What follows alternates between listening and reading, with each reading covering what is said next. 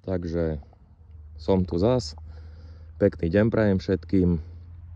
Ako som slúbil, natočím aj druhé video pri aplikácii sírnatého postreku, čo je v tomto prípade súlka K na broskyňu.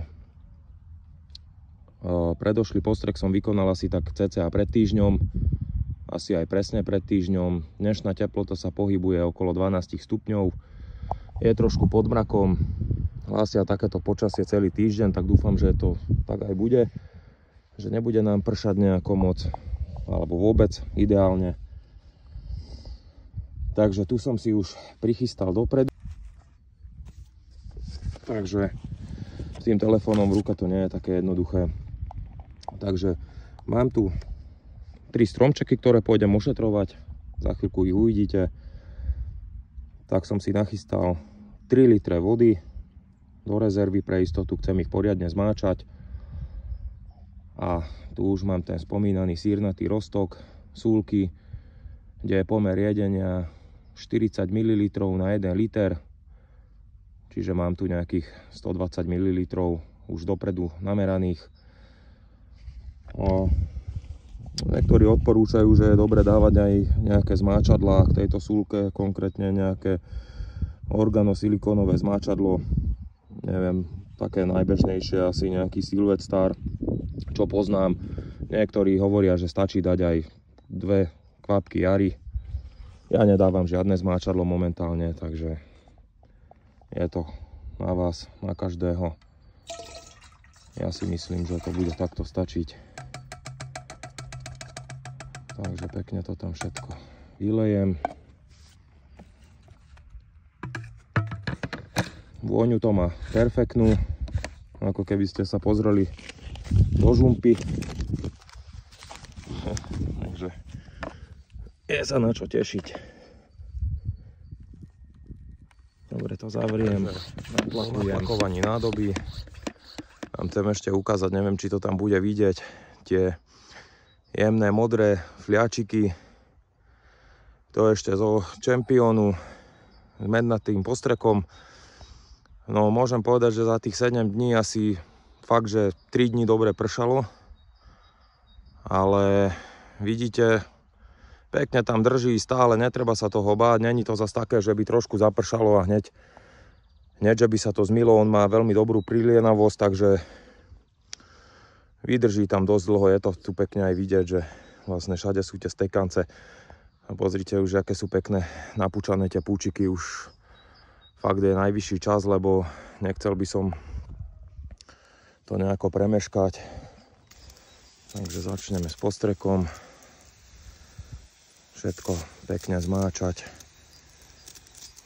No, možno nebolo by od veci si dať nejaký respirátor alebo okuliare, lebo ozaj no a veľmi čo je dôležité, tak určite to nerobte, keď bude nejak fúkať vietor, lebo teraz to pekne fúka na druhú stranu, nie na mňa, za to aj stojím na tejto jednej strane, ale ono je vždycky dobré si to aj celé prebehnúť dookola, takže asi sa nevyhnem nejakému slabému kontaktu, ale a koncentrácia nie je až zase taká, že by bola nebezpečná. Tak, celý kmeň, všetko pekne ho oprášime. Nech je stromček spokojný. Toto by mala byť kvázi už taká fakt, že ochrana 100%, dá sa povedať. Nič sa tu nezanedbalo, takže uvidíme, som zvedavý, natočím vám potom aj v lete, či dochádza nejakej kučeravosti, alebo nie, dúfam, že nie, alebo keď áno, tak už potom fakt neviem, že čo sem dám. Ešte k tomu Championu by som chcel povedať asi toľko tým mednatým postrekom, že je ho možné aplikovať až 4 krát počas vegetačného obdobia, takže žiadne stresy, tá meď je úplne normálna vec, takže není to nič také, čo by bolo extrémne nebezpečné. A teraz žiadne plody tu nemáme, takže vôbec sa nemusíte toho báť. Bohužiaľ je klíma taká, aká je. Takže musíme tým stromčekom trošku pomôcť.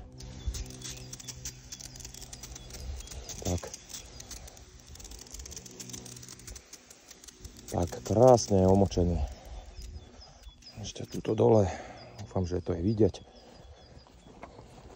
Ešte tu by som chcel povedať, že tu som minule spomínal pri tomto stromčeku, že som tu nechal tento terminál. No, je dosť možné, že ho tam aj nechám. Budem z toho robiť také štíhle vreteno kvázi. Také väčšie štíhle vreteno, čo je u marhulách, u broskyniach, pardon, úplne bežné, takže túto mám tú kotlovinu. Takže aj túto to trošku omočíme. Tak. A takýmto spôsobom proste to úplne zmáčať. Nech z toho. Netreba šetriť na tom. Robíme to len raz ročne, takže touto sírou. Takže vôbec žiadne šetrenie alebo čo ja viem čo, lebo nie sú to zase také náklady, že by som tu musel ušetriť deci vody teraz.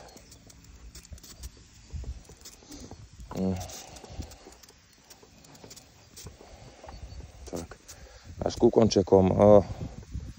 Možno niekoho napadla taká otázka, že prečo to postriekam teraz celé? Že však bude sa to aj tak strihať. Áno, bude sa to strihať.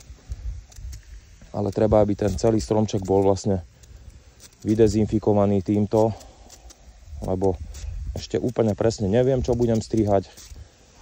Takže treba to streknúť celé. Žiadne také, že... A zase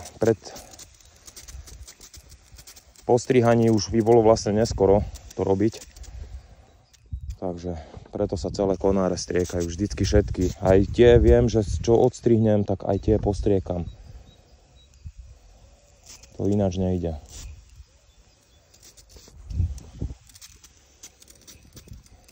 Potom rozmýšľať nad tým, čo som strekol, čo som nestrekol, to nemá žiadny význam, takže pardon, občas mi uchádza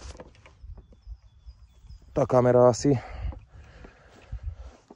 ale tá nádoba postrekovacia mi padá z ramena stále, budem to musieť nejako ináč vyšpekulovať, ale to nie je podstatné. Podstatné je tento proces, takže tento viem, že určite pôjde von, lebo ide kolmo hore úplne, takže ten viem, že dám von, ale streknem ho aj tak. Až celý kmeň, pekne. No, vidíte, toto je už, neviem, či to bude vidieť, toto je už tak, že o 5 minút 12, to je, takže treba to spraviť. Keď ste nestihli už prvý, tak spravte aspoň tento. A tu mám ešte jednu takúto broskinku, a to bola sadená na jar minulý rok. Takže tu tiež pôjdem na štihle vreteno s ňou. Tak som to aj zamýšľal. Uvidím, otestujem to, pozriem, čo je lepšie, či to má vlastne nejaký význam. Jedno alebo druhé, ale není to nič nebezpečné.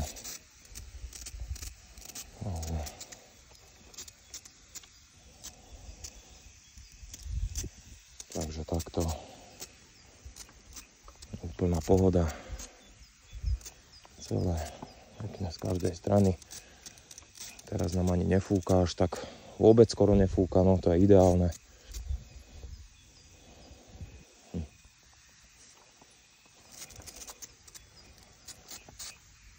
Až sem. No.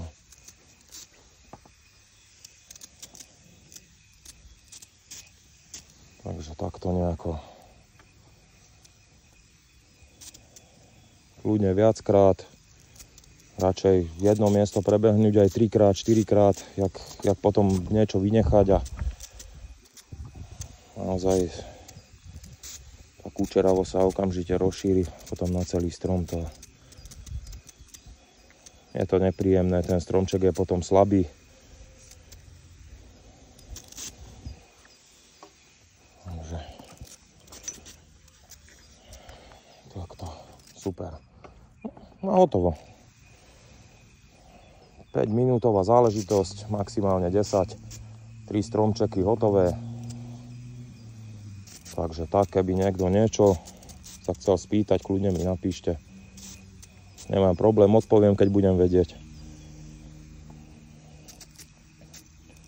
Takže pekný deň prajem.